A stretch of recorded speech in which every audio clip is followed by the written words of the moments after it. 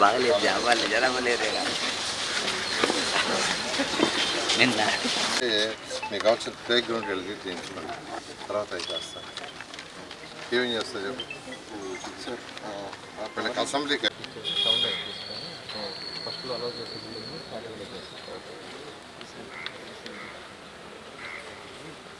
ఆ వర్స్లో gym equipment first equipment పెట్టేసుకోండి ఇక్కడ మీరు అన్నట్టుగా కోరిక చేస్తారు పాడగా లేకపోతే ఏం చేయాలో నేను చెప్తాను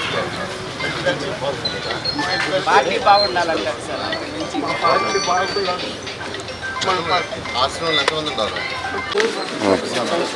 ఎక్కడ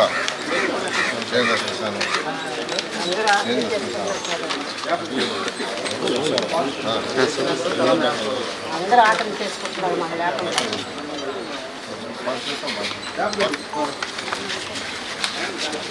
అంగన్వాడీ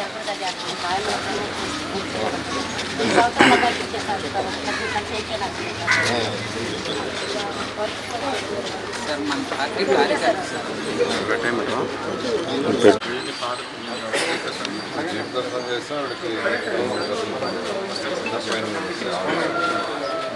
1 to 5 అన్ని స్కూల్స్కి రేపు జూన్ 1 టీచర్ టెంపరీ టీచర్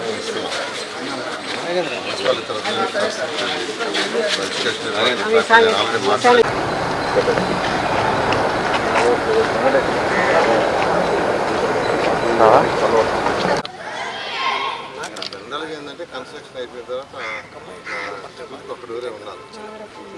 ఏం చేస్తారంటే కన్స్ట్రక్షన్ ఉంటుంది ఆ వరుసలో ప్లస్ జిమ్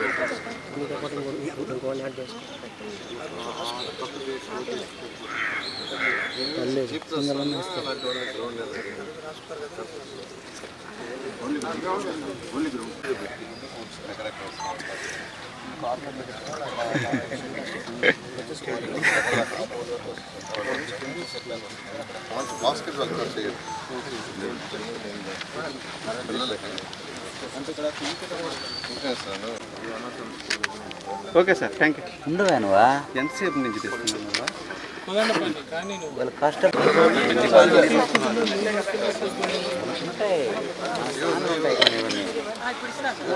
కదా.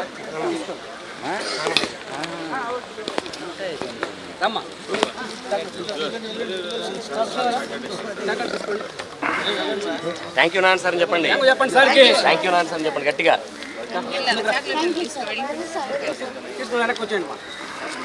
తీసుకున్నాను.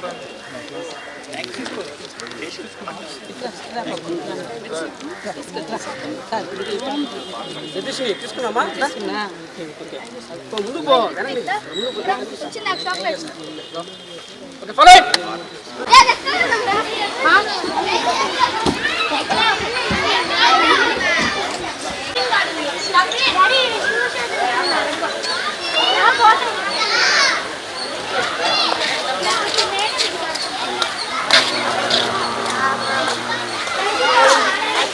నమస్కారాలండి. మీకు అందరూ తెలిసిందే 2014-19లో ఈ రాష్ట్రంలో ఆ రోజు ముఖ్యమంత్రి గారి యొక్క ఆదేశంతో green and blue high priority ఇవ్వాలని ముఖ్యమంత్రి గారు స్వచ్ఛాంధ్ర కార్పొరేషన్ యాక్చువల్గా ప్రారంభించడం జరిగింది. దాని కింద రాష్ట్రంలో ఉన్న 110 మున్సిపాలిటీస్లో పార్కులు కావచ్చు, సెంటర్ డివైడ్ కావచ్చు, వాటర్ పాయింట్స్ కావచ్చు, ఇవన్నీ చాలా చక్కగా రివైజ్ చేసాం. ప్రజలు ఎంతో హర్షించారు. కానీ గత ప్రభుత్వం వాటిలన్నిటిని నిర్వహణ చేసి పక్కన పడేసింది. అంటే అది దానికి ప్రయారిటీ ఇవ్వాల. ప్రజలు రోజు రోజుకి వాడు కోరుకునేది ఏంటంటే వాళ్ళకి కావాల్సిన ప్రజా అవసరాలు, అది తీర్చడం ప్రభుత్వం యొక్క బాధ్యత. గెలిచిన నాయకులు చేయాల్సిన బాధ్యత అది. అయితే గత ప్రభుత్వంలో పర్టికులర్గా నెల్లూరు తీసుకుంటే నెల్లూరులో అన్ని పార్కులు రెనోవేట్ చేసాం, జిమ్ ఎక్విప్మెంట్ ఇచ్చాం, ప్లే ఎక్విప్మెంట్ ఇచ్చాం. నెల్లూరే కాదు, రాష్ట్రంలో అన్ని మున్సిపాలిటీస్ ఇచ్చాం. కానీ అవన్నీ నిర్విరామం చేశారు. మళ్ళీ ఈరోజు పార్కుల్లో తిరుగుతుంటే కొన్ని దగ్గర జిమ్ ఎక్విప్మెంట్ బైండింగ్ వైరస్ కట్టుండారు. ఎందుకు కట్టారంటే అది చెడిపోయింది సార్, పిల్లలు ఎక్కడెక్కి దాని మీద ఎక్కితే దెబ్బలు తాగుతాయని పెట్టామన్నారు.